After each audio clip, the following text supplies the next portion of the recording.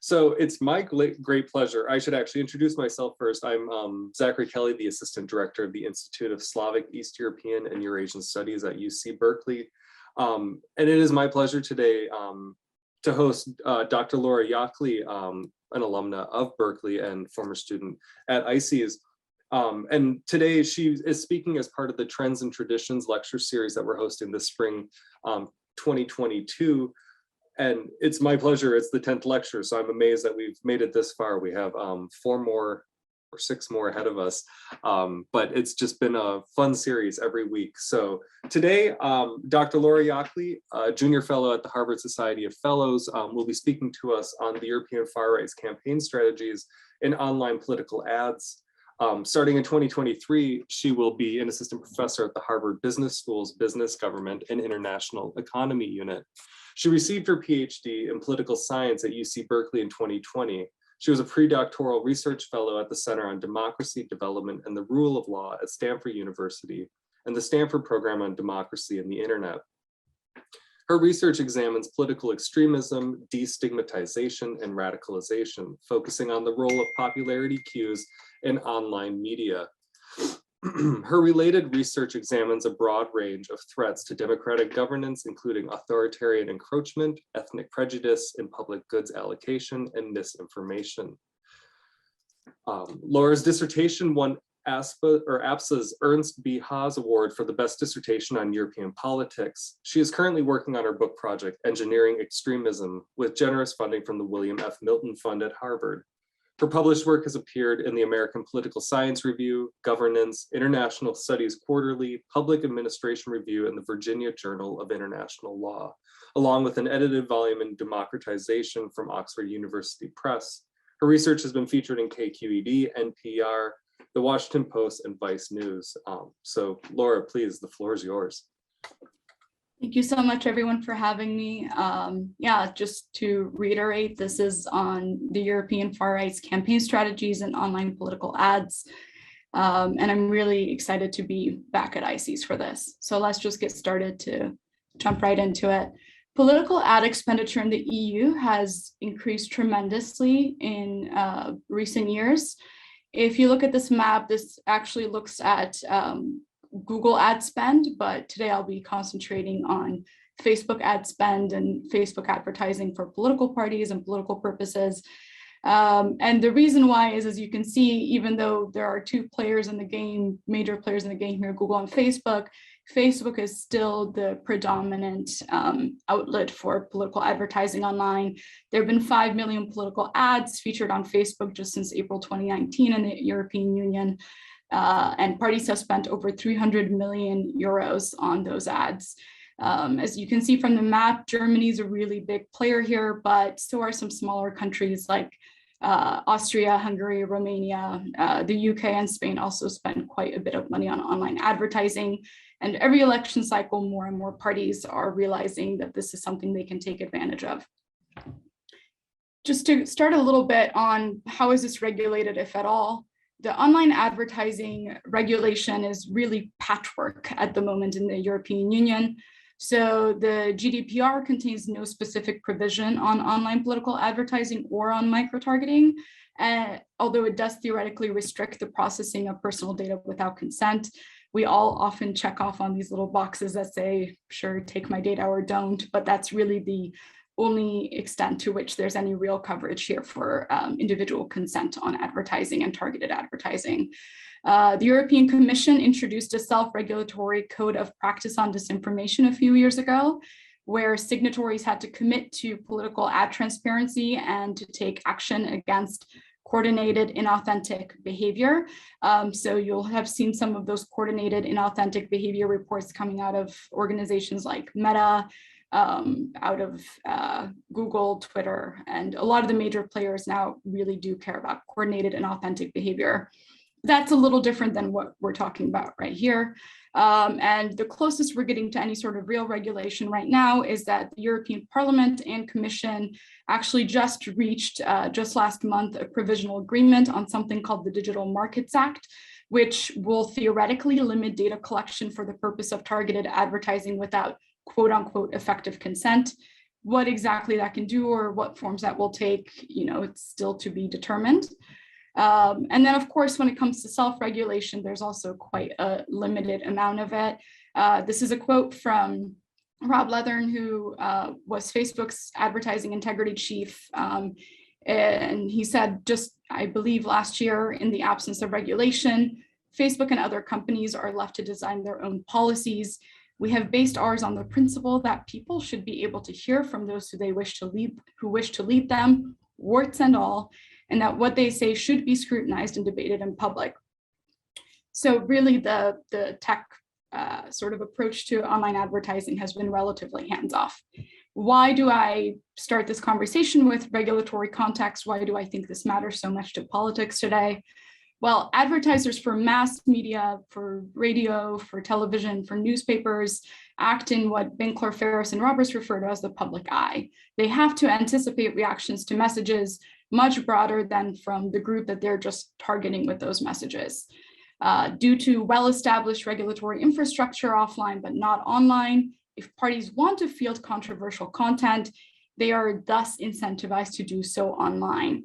And so the argument I've been putting forth in some of my work on online political advertising is that this major regulatory discrepancy, offline versus offline, matters quite a bit to extreme parties in particular, because they have a much weaker incentive to moderate their rhetoric in these pseudo-private outlets, including targeted online advertising, than they would in public communication. So what I'm suggesting broadly here is that a party might use a quite different strategy to appeal to voters on a major TV outlet versus how they're doing their online campaigning.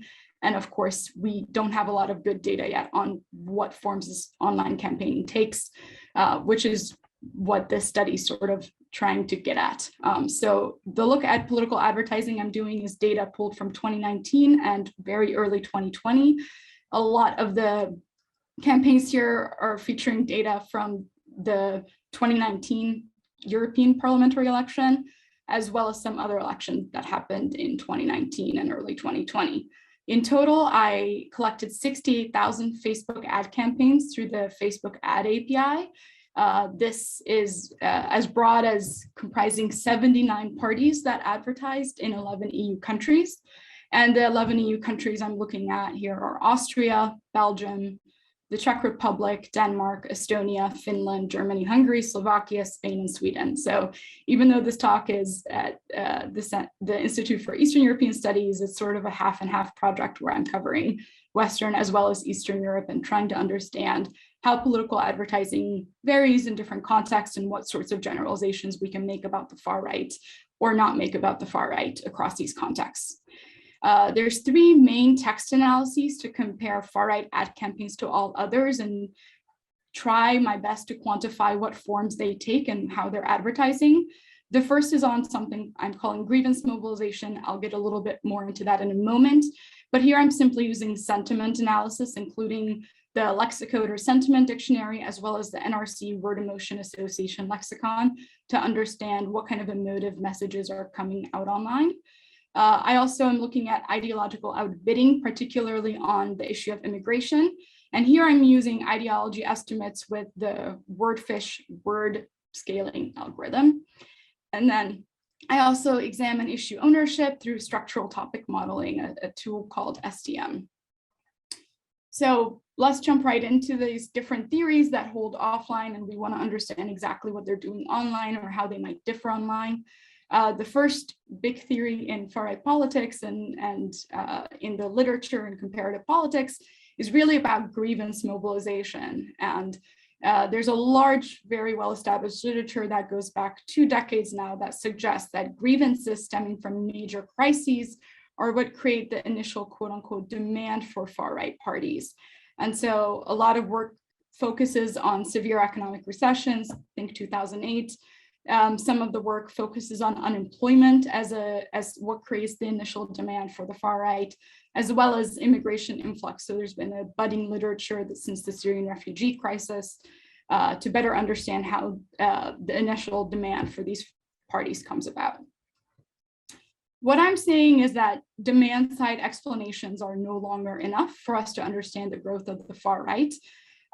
So for example, demand side factors can't explain how the far right has expanded as much as it has in the years of economic recovery following the financial crisis, when countries were doing much better financially, nor since the Syrian refugee crisis abated.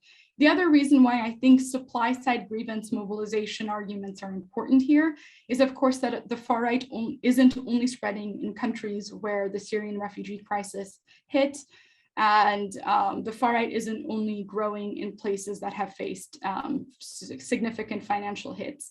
In fact, in a country like Greece, where there's been a major debt crisis, high unemployment, and was sort of the first stop along the Mediterranean route for refugees, the far right hasn't been able to use these sorts of crises to its advantage to expand its base nearly as much as you might expect from a perfect storm of a case. So what I'm saying is a lot of grievance is about supply side rather than demand side. Why does this matter? Well, the far left and the far right are shown in the literature to experience stronger negative emotions about politics. Specifically, fear and outgroup derogation are particularly strong in these communities, and for people who would ideologically identify themselves as more extreme on one or other end of the spectrum. And at the same time, grievance mobilization is a much riskier proposition for moderate parties because they tend historically to benefit from high turnout at elections. So you don't want to be doing a lot of negative advertising if you tend to receive more votes when more people show up to vote. Online ad campaigns increase the capacity to target negative content to those who would respond best to it, right? So these far left or far right actors who are already motivated by strong negative emotion. And online advertising allows parties to keep grievances salient through increased supply of grievance content. So even as a crisis abates, you can keep the crises sort of front and center in people's minds using online advertising. And this is why I think it matters. And just to give you an idea of what I would refer to as a typical grievance ad that is sort of unique to the online media atmosphere and how people can campaign. Here's one from the Alternative for Deutschland's fraction in Hamburg. This is from late 2019, and it says left-wing extremist breeding grounds in the Roten Flora, G20, the Furkan community, and the Islamic Center in Hamburg. This has been observed by the Office for the Protection of the Constitution, increasing violent crimes by migrants, anti-Semitic incidents. So these sorts of ads that would just reference to social ills and harms of migration are sort of still budding even years after the major crisis has abated. And the same thing features heavily in advertising elsewhere. So I'm just giving you another example to really cement what I mean by grievance advertising here. This comes from the FPao in Austria. This is from the first half of 2019, and it says there's a huge boiling point at Europe's borders because masses of illegal migrants want to return to certain European target countries, including our Austria, while patriotic politicians like Matteo Salvini are doing everything possible to stop illegal immigration. Completely different signals are coming from Berlin. Angela Merkel even wants to have the refugees picked up from Africa. So this is what I mean by keeping a grievance in mind and advertising in a way that's not even overtly about border control policy or immigration. It's just sort of a broad take at keeping the grievance of immigration and ethnic outgroups salient in people's minds through online advertising. So how do I go about quantifying grievance? Well, there's two first attempts at it in this study. The first method is simply to calculate the ratio of negative to positive terms in each party ad corpus using the lexicon or sentiment dictionary, which I chose because it's developed particularly for political text. And it also captures grammatical constructions such as negated positive and double negative sentiment, which is very much important for some of the languages I'm working here in. And the second method is to calculate the percent of words in these party ad corpuses that are associated with fear, with disgust, and anger, because past research has shown that those are three emotive appeals that the far right tends to make more frequently than other parties, and that far right supporters tend to respond more to in terms of emotive appeal. So basically for each party, I just calculate these using the NRC word emotion association lexicon, which contains a crowdsourced list of 25,000 words and their emotive associations. I've done some robustness checks with other sentiment dictionaries to make sure that my results hold when I use those as well.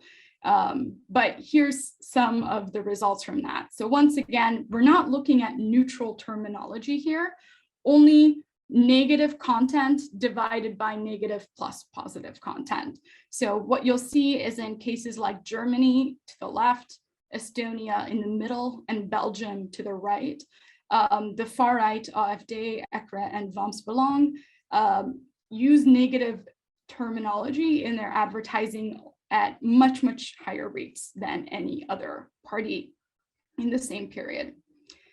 Same thing holds, although not quite to the same extent, in Hungary, the Czech Republic, and Spain. So here we're looking at Yobik, SPD, and Vox. And once again, in some of these cases, it's sort of 50-50 between negative terminology and positive terminology used. There are some instances where this doesn't end up holding. So in all 11 countries, I do not find that the far right is the most negative in their sentiment. So in Denmark, this ends up holding with the DF and NR as the top share of negative content holders. This is not quite the case in Finland in the middle or Austria on the right, as you will see, although PS and FPO are a very, very close second. In both of these cases, it's actually a more left-wing party that has the higher share of negative sentiment. So I'm not suggesting that the far right has a complete monopoly here on negative advertising or on grievance advertising, but it tends to be the trend out of 11 countries that in 7, that does hold, in another 2, it almost perfectly holds. Now, what happens if you look at the same 11 countries and you look at the NRC emotion lexicon to estimate the percentage of their ad content that could be labeled as anger-inducing, fear-inducing, or disgust-related? Here, what you see is a check mark if the percent of associated terms is higher than for any other party in, there's no way for me to show 79 parties in a simple figure, so I'm only showing the far right, and a check mark basically summarizes for you if that percentage featured is the highest percentage out of any party in that country. And so what you'll see is that maybe on anger, the far right does not have any sort of monopoly as an emotive content that they're trying to push. Some newcomer parties end up using a lot of anger-inducing content too, and so do some left-wing parties. But when it comes to fear-related terminology and disgust-related terminology, they do sort of take a monopoly in a majority of the cases. And you might be looking at this and saying, well, 2% disgust, that's very, very small, or 1%. But that literally means that 2% of all terms they're using in their advertising, including words like the, and very, sort of neutral terminology, they're still using this much emotive content. And over time, this aggregates, once again, when there's hundreds of ads that are being shown consistently in the lead up to elections.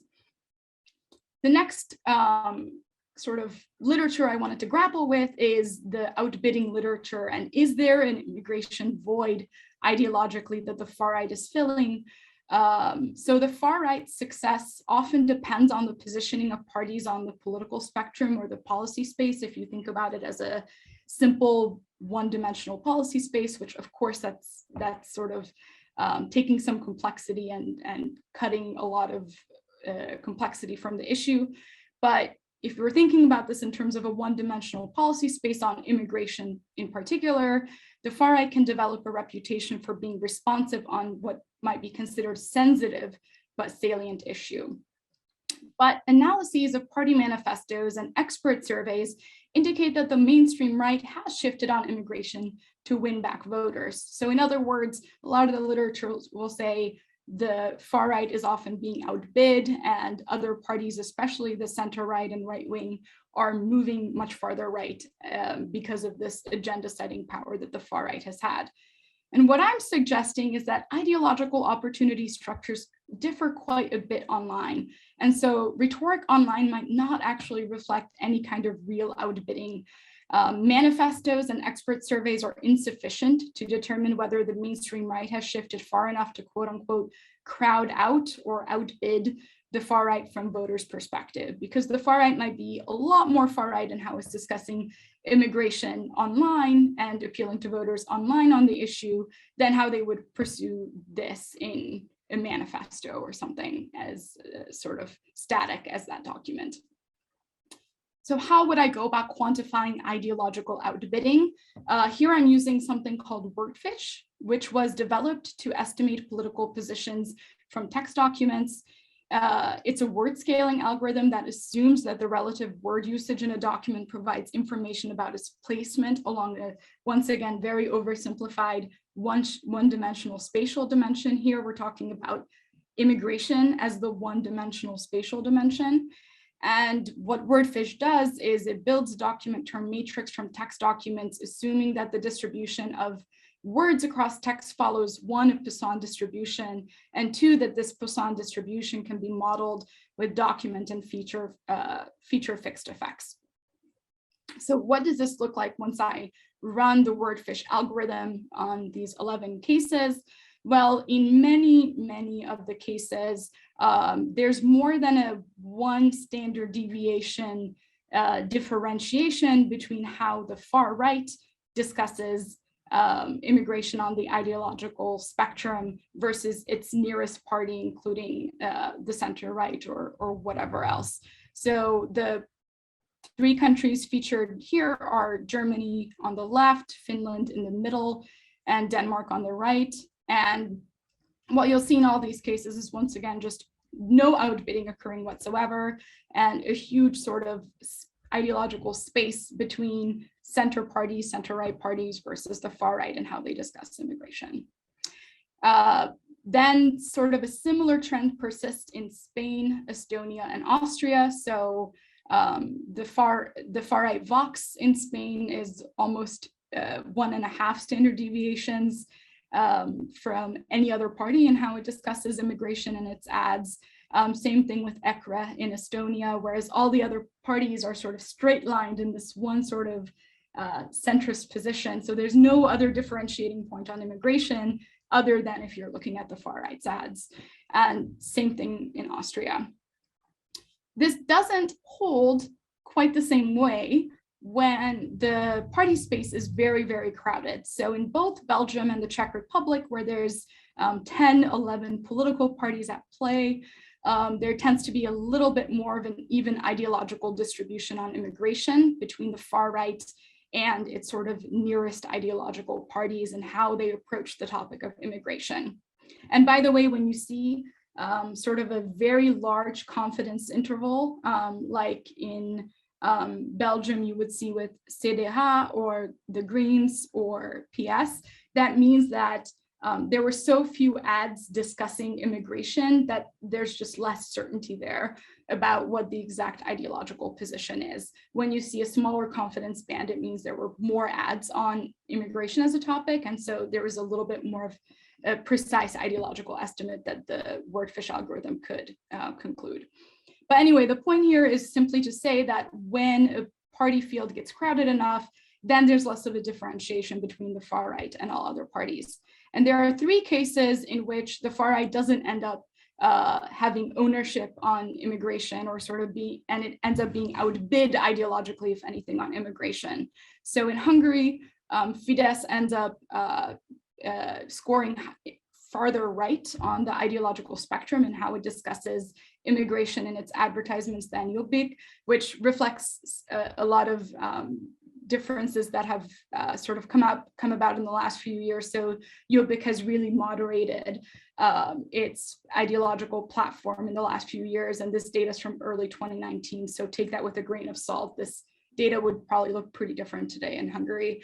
And there's also outbidding behavior happening here in Slovakia leading up to Slovak elections, as well as in Sweden. The Sweden Democrats are by no means ideologically all that far right in how they discuss immigration, and some of the more moderate right-wing parties do outbid them. So I'm not saying outbidding doesn't happen.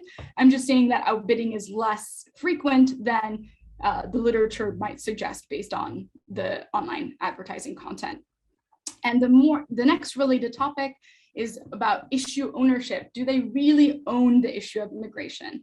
And what do I mean by this? Issue ownership develops when an entrepreneur politicizes a previously non-salient event, policy issue, or societal conflict, and attempts to gear up public attention over this controversy.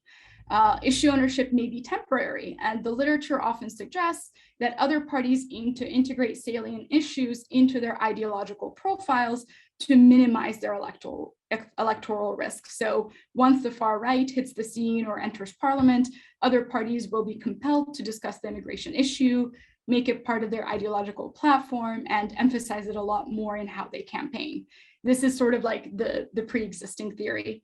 And my argument here is that issue ownership is incredibly resource intensive.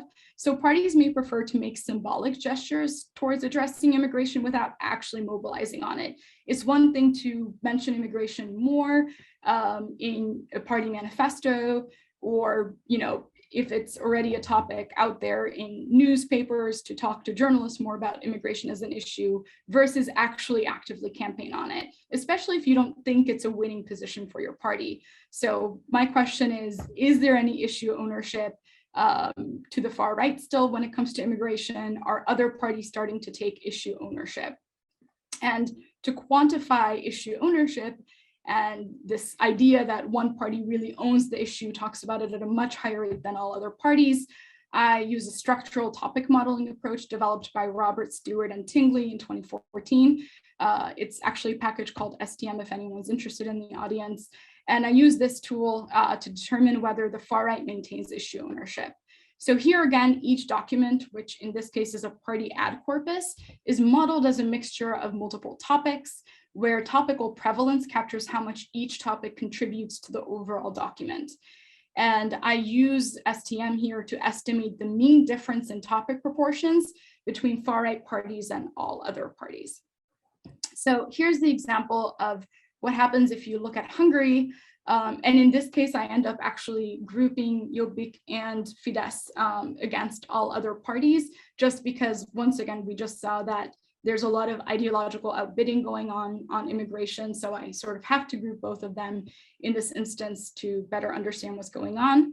But what you see is on the right of the zero, those are topics that are more prevalent in the far right, and all other parties are sort of to the left in terms of what issues they own. So in Hungary, for example, the topic of immigration, migration, stopping immigration, Brussels, and protecting Christian values is something that's very clearly owned by one camp. Is reference to foreign workers, emigration, things of that nature, Christianity, grandchildren, our nation, and Hungarian culture are all topics that are sort of issue ownership on the right.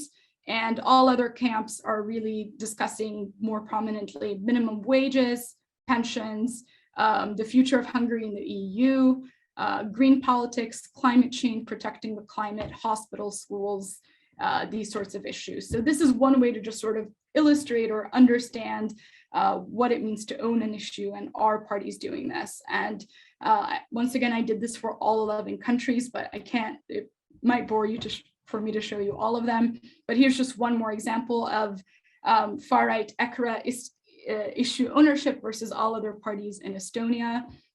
So what you'll see here is that topics on the border and immigration and freedom are all topics that are sort of owned by the far right. Same thing with European defense and issues around defense, as well as any kind of discussion of Brussels and farmers. Whereas for all other parties' families, there is a concentration on cyber defense, climate change, the EU more broadly. Even Russia tends to be an issue in Estonia that's sort of owned by the left.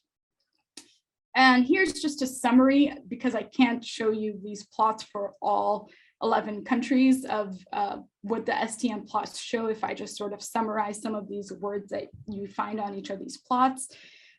In most countries here again, there's a very specific ownership of immigration and immigration-related topics on the far right, and all other parties tend to own very, very different types of issues. So in Austria, there's a strong focus on pro-immigration ideology in schools, Islamization in Austria, the idea of protecting external borders, same thing in Belgium, Islam and illegal immigration, crime, border security. Crime is really a topic that tends to come up a lot as an issue that's sort of related and connected to immigration to the extent possible by far-right parties. And in Germany, there's a few other sort of exceptions to this. There's also a lot of concentration on violence against women as it's being tied to immigrants and immigration, as well as to opposition to liberal gender ideology. But for the most part, once again, here it's what you'd expect. The far right owns certain issues, and all other parties really try to avoid talking about this to the extent possible in online advertising and focus on whatever they believe their winning positions are, including parental leave policy, healthcare, environmental protection, climate standards, cyber policy in some cases, things of that nature. And just to really quickly conclude on this, the reason why I think this is really fascinating to study and much more important for us to be analyzing as systematically as possible is because the shift to online ads is only going to continue over each election cycle, and it really does affect political strategy to go online. There's a huge gap, and I hope I've convinced you at least somewhat of this, between public and private ideological signals and party communications, especially when there's a moment that you're able to quote unquote evade the public eye, as with micro-targeting online.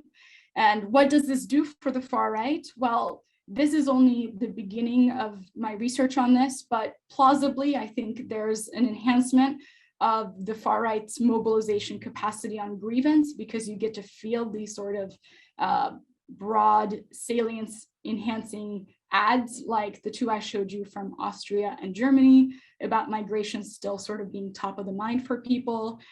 There's a remaining large ideological gap between the far right and all other parties on the issue of immigration. So it's not like outbidding has occurred, or because the far right has been sort of on the political scene for a few election cycles now, the issue of immigration has been sort of quote unquote won back in any meaningful way. And mainstream parties really try not to focus their online advertising on immigration to reclaim the issue.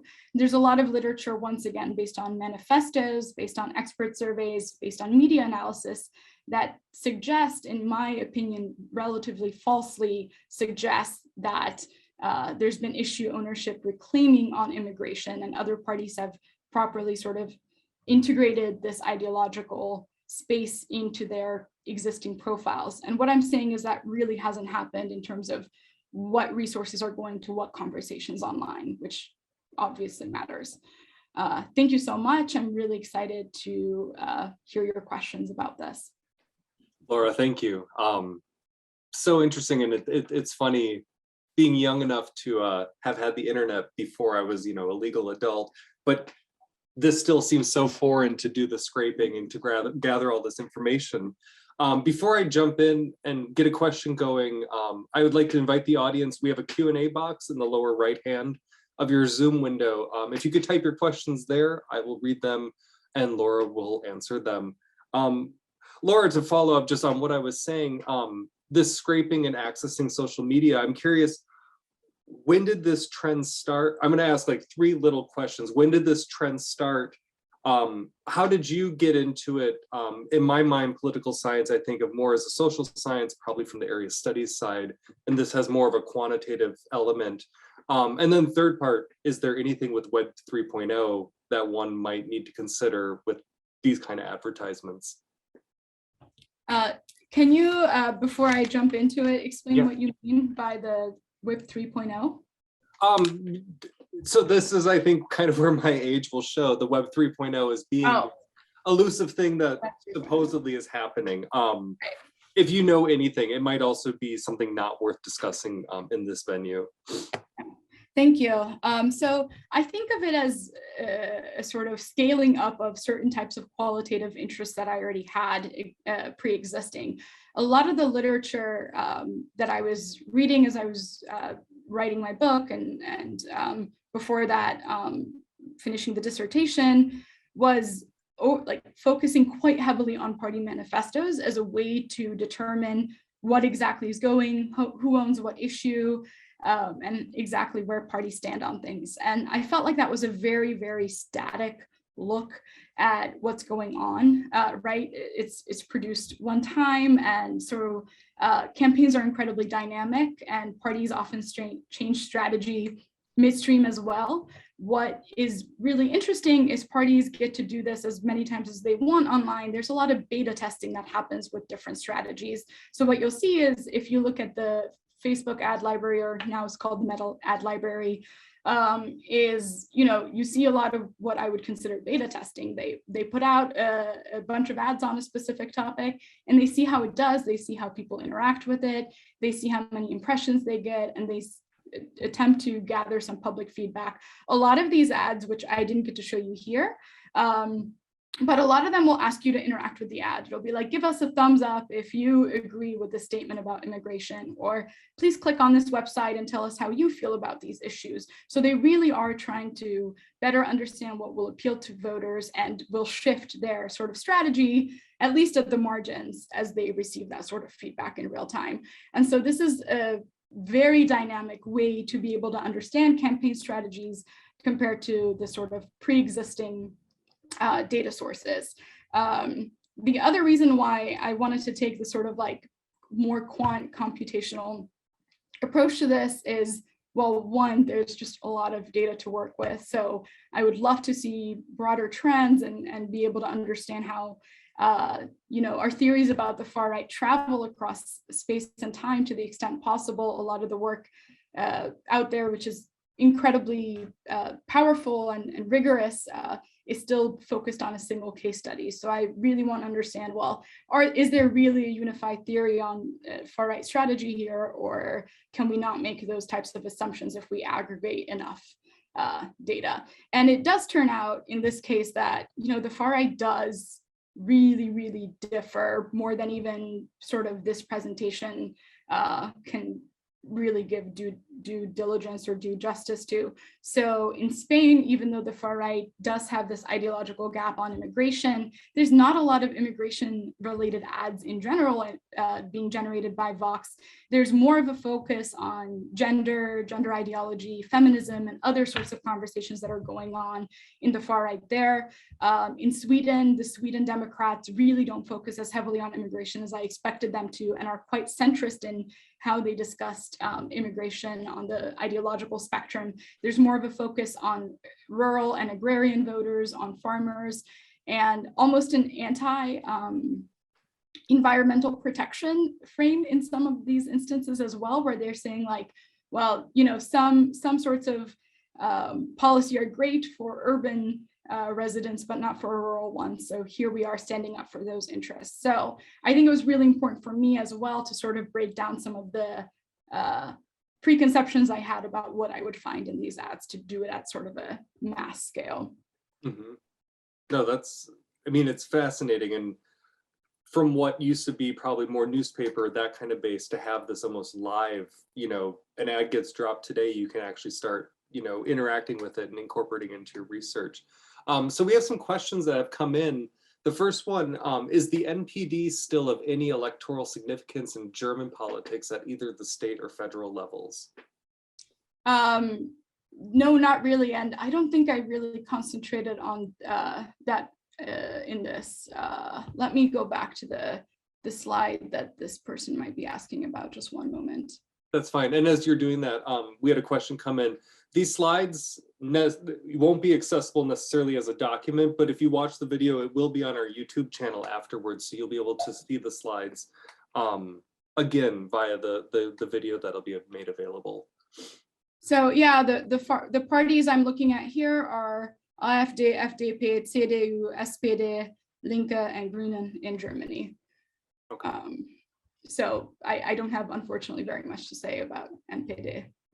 And Laura, maybe this is just a little side thing that I'm wondering if you might have noticed. You brought up like gender issues, which in Spain one can really see almost in their language. And I'm just curious, Estonian doesn't have gender, Hungarian doesn't have a gender.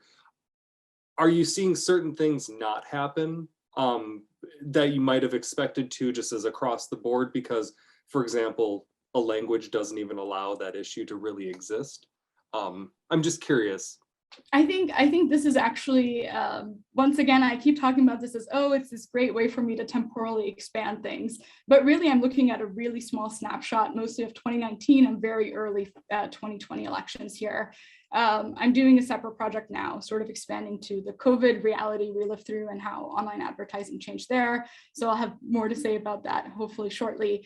But I do think that the gender issue does end up getting picked up by some of these other cases you mentioned in later advertising. It's just not the snapshot of what's represented here. And I don't mean to suggest that these issues aren't covered whatsoever in a place like Hungary, because gender ideology does figure into advertising even in 2019. It's just in a much, much more limited form than the amount of focus that is at that time. So this is pre-May 2019 European parliamentary elections, the type of attention that is given to immigration as an issue. And there's also a reason why those samples aren't necessarily the most representative of what else might be going on for these parties. And that's because it's about the European parliamentary elections in the Hungarian case, for example. So really, there's a reason that Hungarian parties would focus on immigration as an issue and EU security and these sorts of border control sort of talking points rather than gender or LGBTQ rights at the time. But I will say that, like, if you wanted me to give a very quick, like, bird's eye overview of where we're headed, the gender issue has become more prominent in advertising in 2021 and going into 2022. Very interesting, thank you. We have another question. Aren't the political references to sexual assault by Muslim immigrants in Germany based upon the fact of actual such incidents there? I'm sure there are those real instances as well. And that's exactly what I'm talking about, is that when something happens, like the New Year's Eve attacks in Cologne, it basically stays in the advertising for a very, very long time. So it's a way to take events that happened, I'm not saying they're false by any means, but events that happened, and sort of take that grievance and continue it on as a way for people to think about immigration as a top of the mind issue, even if the way we think about immigration as top of the mind issue often relates to, well, are there large influxes of refugees that year? What are the UNHCR or IOM numbers on immigration influxes? So other quantitative analyses would say there aren't influxes of immigrants anymore or migrants anymore. So why would the far right be growing on this issue? And I'm saying, well, there's still other events that can be tied to that initial influx in some way that keeps it top of the mind for people and keeps the grievance of immigration related issues top of the mind for people. I hope that makes sense. Yeah. No, thank you. And immigration being almost like the eternal keyword these days. Wow, I just had a question and it kind of evaded me at the moment. Oh, I was wondering, you mentioned COVID, and I know you have another project, and it's not necessarily what you presented today, but I'm just wondering, with Ukraine, with the war in Ukraine, have you noticed any new little things popping up that maybe are completely different from some of what you covered today? Well, in Hungary, all of the advertising in the last month leading up to the April elections were very much concentrated on, do we want trusted leadership that we've had under Orban since 2010 during this moment of crisis, or do we want some new leadership who doesn't have experience at nearly this rate to be in charge at a time when there's war at our border? So definitely it got picked up in many different ways. That's just one summary of one sort of pitch that Fidesz was making over the last sort of like early March through early April campaign season. But I assume this ends up holding in many, many other countries as well, that Seasoned leaders are sort of trying to use it to their advantage to say, you want seasoned leadership and power during war or when war is close by. And I'd expect opposition leaders to have a much harder time in this period if that's sort of like the spin on war that's going on. But of course, there's others as well. In Estonia, as I mentioned, the left tends to own the issue of Russia and security vis-a-vis Russia much more than the right. And so the left might be able to use this to their advantage in upcoming elections the same way. It really depends on national context. No, I mean, that makes logical sense on a very basic level. I mean, if we had something similar happening here, I'm sure we would continue, whoever our president was, into another term. Yeah, it's like classic rally around the flag effect, but the way you can sort of promote rally around the flag effect in online ads is also a little different. You know, you can just keep the war omnipresent for people and really knock it over their heads in terms of how prominent it sort of is for them as an election day issue. No, definitely. So there's a question, can you speak more about the regulations in place from corporations like Meta, Twitter, Google, et cetera, to censor or push out certain political ads? How does that work? Yeah, so there is actual censorship that sometimes can be seen in the ad library. For anyone who's interested, I would say actually go on the Meta ad library. I keep using Facebook here, but the Meta ad library or the Google ad library, or even Twitter has an ad library now that's open for everyone to sort of browse through. You can like select specific countries, select specific timeframes, select specific advertisers. And what you'll see is that if there's either what might be considered hate speech, that can get taken down, but I would say it often doesn't, at least from my metric of what hate speech is in some of these instances. And there's also a push to take down very blatant disinformation or misinformation. So you wouldn't be able to field an ad that said the election day is April 5th, or the election day is actually April 3rd or something like that. There are real regulations in place here. It's just that it's very, very hard to enforce. I don't think that they're as well resourced as they think they are or should be on this issue. And at the end of the day, there's no real EU level legislation that's been able to hold them accountable on sort of making sure that their censorship or sort of regulatory framework holds to anything until now with the Digital Markets Act. So it's really pretty ad hoc how it's applied. And I would suggest, just very, very broadly, once again, in a bird's eye view way with these 11 countries, the sort of regulation and oversight and willingness to take down certain types of content is there a little bit more obviously in Western context and in languages that are frequently spoken, or maybe that their algorithms are better developed to work with than in Eastern European cases. So the amount of content that gets flagged for removal, I would say is lower in some of the Eastern European countries I've been looking at. Thank you. So thank you for a fascinating presentation. Could you say a bit more about the countries you chose? Would you expect similar trends if more countries were included? In other words, to what extent does your research show how similar targeted and public political speech are across Europe, or would you expect some differences in political culture to affect public versus targeted speech? Yeah, I think this shows that there's actually quite a bit of differentiation, and we can't treat everything as one and the same when it comes to the far right. I would have loved to look at France, for example, and I'm going to be doing that now leading up to this election. But in 2019, there just wasn't enough advertising online in France. Like this is a really culturally distinct thing. In some European countries, you'd be sort of shocked at how few parties actually advertise online. And in other countries, there's just a ton of it. The UK has a ton of online advertising. Germany has a ton, Hungary does a ton of it, Austria does a ton of it, Romania does a ton of it. And then there's other instances like, I tried to look at Greece, for example, because Greece had elections in the summer of 2019. And I just couldn't really defend any kind of statistical analysis from it because there were too few ads, especially by smaller parties. And the sort of more center-right party in charge was mostly just fielding like here's when the elections are, or here's when a public forum is, come show up to this public forum. So the use of advertising is also culturally distinct. I would love to look at more countries, and it is just a lot of work. One workaround I found that's really wonderful for anyone else who might want to work with text analysis tools is the Google Cloud Translation API, which does cost money. I think it's like $20 per million characters translated or something like that.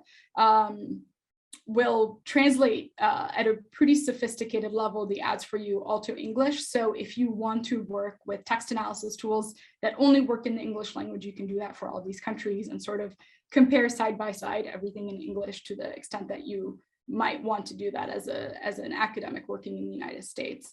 That's not a perfect solution, obviously, because there are languages like Estonian and Hungarian where the slang, it does terribly with slang, it does terribly with some other features of the language.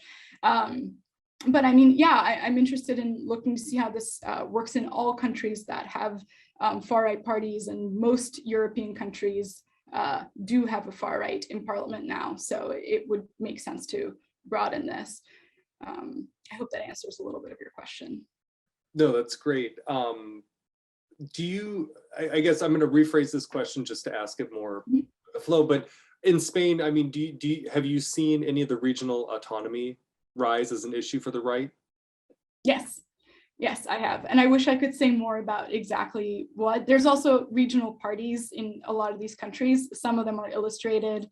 Let me give you an example. Let's see. Yeah, so here's Spain, right, on the left. So not all of these parties are even in existence anymore, but some of them had more regional messaging at the time, or sort of regional autonomy messages at the time than others. You see a lot of the same thing in Belgium. And I'm actually working on a paper that's related to this. I'm going to go back to the end here just so you don't have to keep staring at that slide.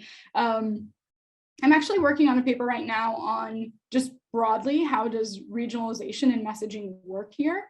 And is there any sort of digital home style that we see in different parts of these countries? So far-right advertising looks very different, for example, in Eastern Germany, where the far-right is relatively popular and where AfD can easily gain 20+% of votes, versus what it looks like in major metropolitan cities, and especially in Western metropolitan cities in Germany. And in one, the sort of push seems to be to say, hey, we're part of a legitimate democratic conversation. And that's exactly the sort of advertising you might get around a major city. Whereas in the East, there's more of like mobilization on these sort of core issues that people there already sort of see more eye to eye with them, including immigration. There's some welfare reform measures that are more popularly sort of discussed in East Germany, things like that. So luckily, there's geographic targeting data to work with. And all of this is very, very decentralized. So a lot of the advertisers are not the federal level party organization. It's AfD Hamburg branch or AfD Dresden or something like that. And really that means that they can hone in on local issues, including local crime that happens, as a way to mobilize voters. And not all parties lean into the fact that advertising can be so decentralized. So I think this is another place where more agrarian parties are actually sort of doing better in terms of party strategy than their more traditional mainstream counterparts. Is they'll really hone in on where they're advertising and make sure that issues resonate with very, very localized concerns, and actually change their messaging quite a bit for places where they're less popular or, et cetera. Whereas the major parties will often just send reminder messages to vote, or sort of like really not try to convert people ideologically based on their advertising. And so parties are just using this very, very differently as a tool. No, thank you. So in your opinion, Laura, does political advertising in Europe receive different treatment compared to countries like the United States? I think there's just a lot less work on it. And this was really frustrating for me as a Europeanist, is everything I was reading about negative advertising. Is online advertising more polarizing? Is it leading to radicalization? Is it leading to extremism? Is it helping this and that? Was all based on advertising in the United States. And so part of my push with this work and trying to use the Facebook ad library to the extent possible is to really understand how well these different theories travel. So the US literature actually suggests that there's not more polarization that happens online. Erica Franklin Fowler and some others published a really brilliant article showing this, comparing it to offline data in the APSR just about a year ago.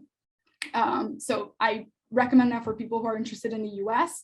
But I was thinking, well, it's going to work pretty differently in countries where there's 8, 9, 10 parties at play, and where everybody's so close to each other on the ideological spectrum at some level that they're looking for these moments to differentiate. And this is where they get to do that, right? So when you're talking to a more mainstream or mixed audience in terms of ideological diversity, on a radio show or on a TV show, you're going to make appeals that are relatively broad and not as controversial as you could otherwise make them. And so online advertising is giving crowded parliamentary systems an opportunity to differentiate. But to me, that differentiation also means that what might have been considered this as the ideological spectrum spreads more broadly, just so that parties gain traction or sort of hammer down their own core constituency. No, this is just fascinating. And I mean, probably in a damned if you do, damned if you don't sense, like your job never ends. But it's kind of nice because then you always have something fresh to work with. But I'm sure it's got to be interesting. One last question, with the access to this information. I know there are people who do different programs on like the Meta side or the Twitter side, but do you have to interface beyond just going to these websites and gathering the information you need? Do you work, I guess, with someone at one of these, at any of the different social media companies? I don't. They actually have really good tools, thankfully. So there haven't been a lot of initiatives in terms of regulating online advertising, but there's been a lot of successful initiatives in transparency and accessibility to online advertising. So all of them have these libraries to turn to. If you're a qualitative researcher and you don't want to be programming and doing these sort of like broader computational analyses, you can still use these libraries to manually gather the ads and look at them and sort of create your own sort of smaller database for qualitative analysis. And you can also access their APIs to gather this extra information. And what I didn't get to mention in this, but is important, is you also get all the metadata for each ad. So you get how many impressions the ad had, aka how many people saw it.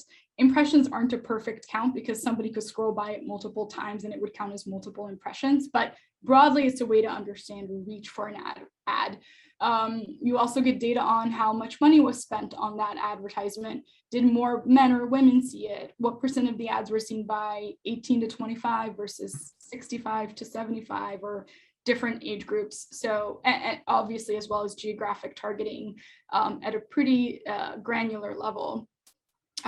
So you can work with all of these features of advertisements, and I've been trying to do that slowly to better understand how much is micro-targeting even happening, how much is geographic targeting happening, who is taking advantage of these features, who is not, right? So do mainstream parties even feel the need to micro-target, or is this something that the smaller parties are taking advantage of so that they get better bang for their buck when they know not everybody's going to respond well to like one of these grievance ads that I showed earlier?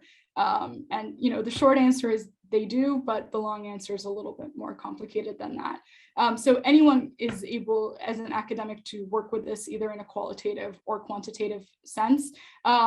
What I will say is that the ad library is not open for every country in the world yet. It's at about 50% world saturation. So it's great for scholars of the global north like me, but it's not so great for people who are looking to study sub-Saharan Africa, some parts of Southeast Asia or elsewhere where really the ad library is a little bit more limited in what's going on. And once again, some countries just don't use it as much. If a smaller percentage of your population is online and really accesses the internet regularly, you don't get the same benefit of this sort of low-cost advertising that you would in Europe or the United States. So I would still say these two are the major players in terms of where this has really reached saturation in the last years, and especially since COVID.